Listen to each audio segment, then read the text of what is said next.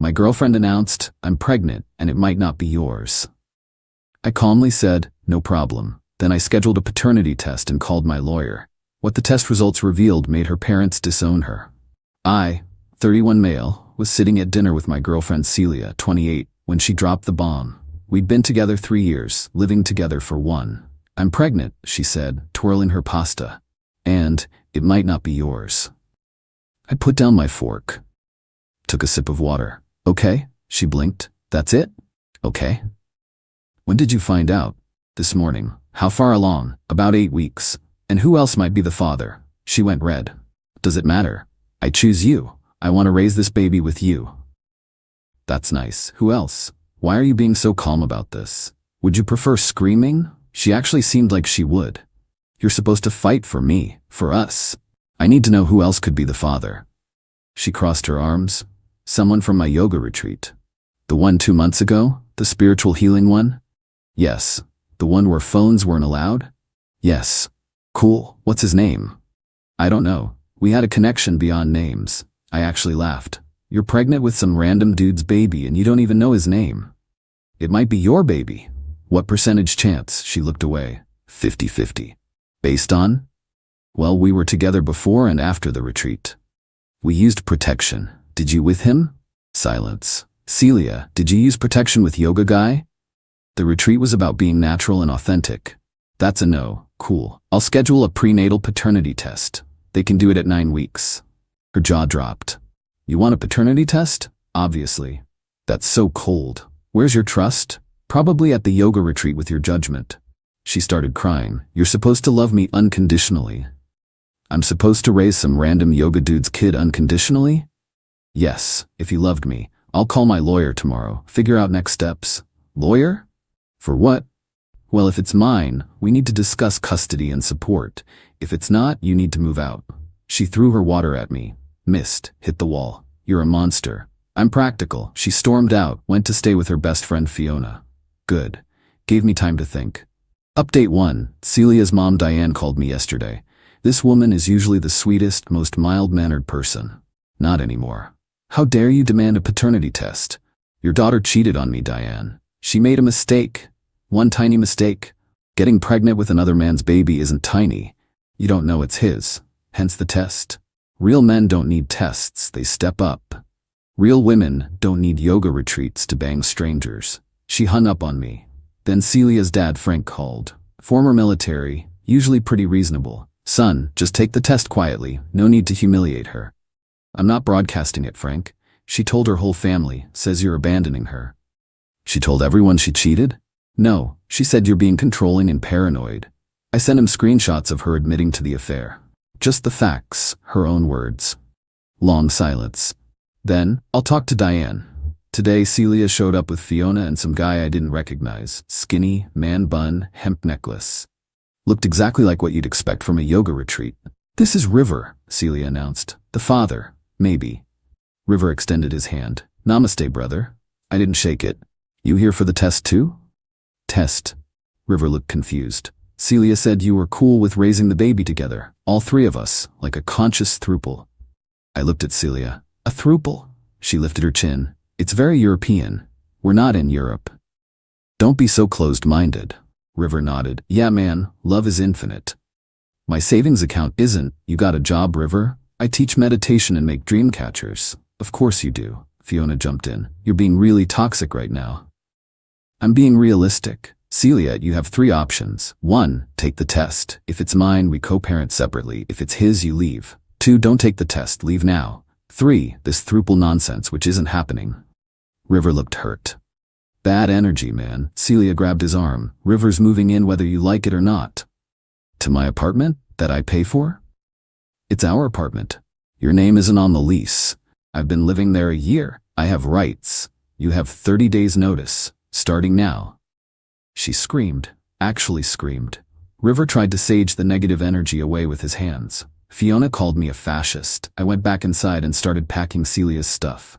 Update 2. The paternity test saga has become a whole family war. Diane started calling my mom, trying to get her to talk sense into me.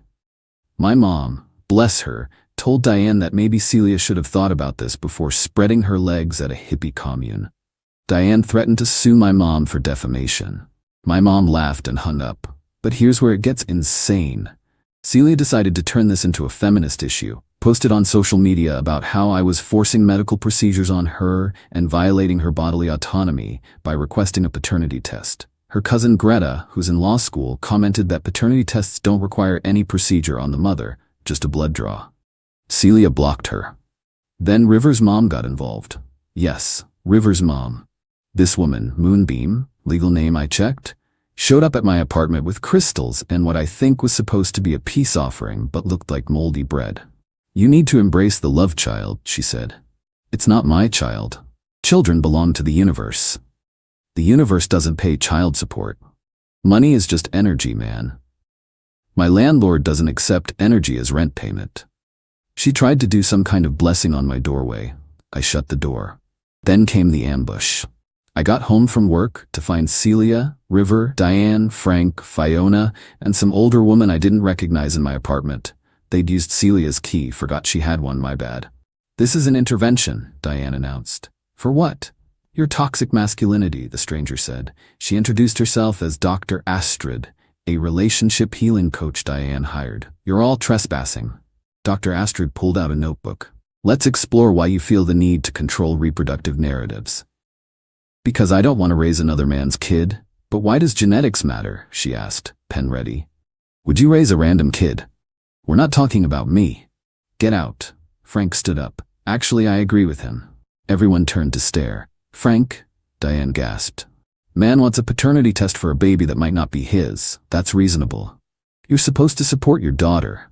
I am, by not enabling this nonsense. He looked at Celia. You cheated. Face the consequences. Celia burst into tears. Daddy! Don't daddy me. Your mother and I didn't raise you to act like this. River tried to step in. Sir, with respect, your daughter is a goddess. My daughter is a cheater who's trying to baby trap her boyfriend. The room exploded. Diane screaming at Frank, Celia sobbing, River chanting something, Fiona recording everything, Dr. Astrid frantically taking notes. I called the cops. They showed up, made everyone leave. The officer taking my statement couldn't stop shaking his head. Thruple, huh? Good luck, buddy. Update 3. Test results came in yesterday. But first, let me tell you what happened while waiting. Celia tried to move River into the apartment while I was at work. The landlord called me, confused because some half-naked dude doing yoga was trying to convince him that he was a new tenant. I rushed home. River had set up a meditation corner in my living room, had hung tapestries, burned so much incense it set off the smoke alarm. River, you need to leave. Celia said I could move in. Celia doesn't live here anymore. The universe guided me here. The universe is guiding you out. He refused to leave, started doing some kind of protest meditation. Just sat there, cross-legged, humming. I started moving his stuff out. He didn't budge. I called his mom. Moonbeam showed up and tried to join his meditation. Now I had 2 people humming in my living room. Called the cops again. Same tired officer from before. He looked at me, looked at them, sighed. Sir, I'm gonna need you to move somewhere else. This is weird even for us. Finally got them out. Then Diane escalated. She called my employer, told them I was harassing her pregnant daughter. HR had to investigate. I showed them everything. Texts, the admission of cheating, the test paperwork. HR concluded I did nothing wrong, but warned me to be careful with documentation. Celia then tried to get me to pay for her prenatal care. Sent me invoices for vitamins, yoga classes, organic food. I sent them back with "not the father" written in red Sharpie. But yesterday was the grand finale. Got the results. 0% chance I'm the father. I texted Celia, it's Rivers, you have 72 hours to get your stuff. She called immediately, hysterical. The test is wrong, we need another one. No, those tests aren't 100% accurate. 99.9% is good enough for me. I'll sue you for emotional distress. Good luck. But here's the twist, the part that made her parents disown her. Frank had asked me to forward him the results. I did. He called me an hour later. There's something else, he said, voice weird. What? Celia's blood type, on the test, it's AB positive. So, Diane is O negative, I'm O positive. That's impossible. Oh shit. Frank, I don't think I need to go. Final update, the aftermath was nuclear. Frank got his own paternity test. Turns out Celia wasn't his biological daughter. Diane had cheated 28 years ago with her boss. Frank found out because he started digging after the blood type revelation. Diane tried to deny it, then blamed Frank for working too much back then. They're getting divorced. Celia lost her mind. Not only was she dealing with River's baby, but finding out her whole life was a lie? She blamed me for ruining her family. All you had to do was accept the baby, she screamed over the phone. Your mom's cheating isn't my fault. This wouldn't have happened if you weren't so obsessed with genetics. Your mom's genetics were going to come out eventually. I hate you. Cool, your stuff's in storage unit 47B. Pay the bill or they'll auction it. She hung up. River, meanwhile, disappeared, just vanished. His mom says he followed the spiritual winds to Thailand, left Celia with a baby on the way and no support. Diane's been staying with her sister, posting cryptic quotes about forgiveness on Facebook. Frank's in therapy, dealing with 28 years of lies. Celia tried one more manipulation, showed up last week, very pregnant, crying. Please, I have nothing, my dad won't talk to me, my mom's a mess, River's gone, the baby's innocent in all this. Yes, it is, and it's not mine. You could be its father figure. No. I'll do anything. Go to River's mom, she thinks children belong to the universe. She lives in a van. Not my problem. You're heartless. I'm consistent. She tried to push past me into the apartment. I blocked her. Celia, it's over. You cheated. You got pregnant. You tried to manipulate me into raising another man's kid. Actions have consequences. I loved you. You loved the security I provided. There's a difference. She left sobbing. Fiona picked her up, flipped me off as they drove away. Last I heard, Celia's living with Fiona, working part-time at a crystal shop. River occasionally sends meditation videos from Thailand for the baby's spiritual development. Frank and Diane's divorce is ugly, 28 years of assets to divide. Diane's affair partner, Celia's bio-dad, is a state senator now, married with 4 kids. That's gonna be fun when it comes out. Moonbeam started a GoFundMe for her grandson's cosmic journey, raised $37. As for me, doing great. Got a promotion at work, turns out HR was impressed with my documentation skills. Started dating Ruby from my rock climbing gym. She thinks the whole story is wild and jokes about never going on yoga retreats. The apartment's peaceful now. No incense, no meditation corners, no surprise interventions. Celia texted last week from Fiona's phone. Baby was born, 7 pounds 3 ounces, looks just like River. I replied, congrats.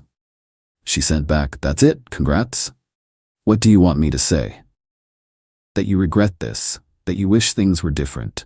I regret not seeing the red flags sooner, like when you said your ex was too traditional for wanting monogamy.